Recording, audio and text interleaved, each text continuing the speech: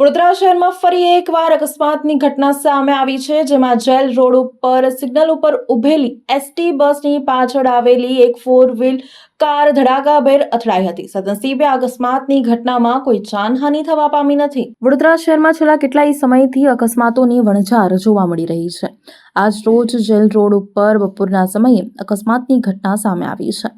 Signal ઉપર ઊભેલી ST બસની પાછળથી આવેલી 4 વ્હીલર કારે જોરદાર ટક્કર મારી હતી। ટક્કર એટલી જોરદાર હતી કે આસપાસના લોકો પણ ઘટના સ્થળે એકત્રિત થઈ ગયા હતા।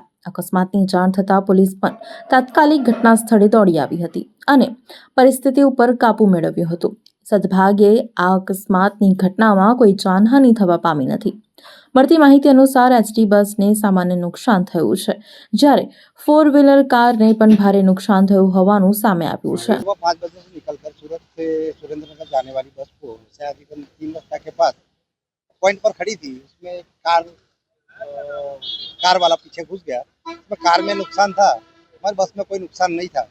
पुलिस वाले आए, हम डेपो में से आए और आके देखा कि इसमें कार वाले का वांक है, बस वाला का कोई कसूर नहीं है और बस में ज़्यादा नुकसान नहीं था। इसके लिए कार वाले को और बस वाले को अंदर अंदर समाधान कर दिया है और समाधान लिख के आगे पीछे कोई पुलिस कार्यवाही नहीं कर गए।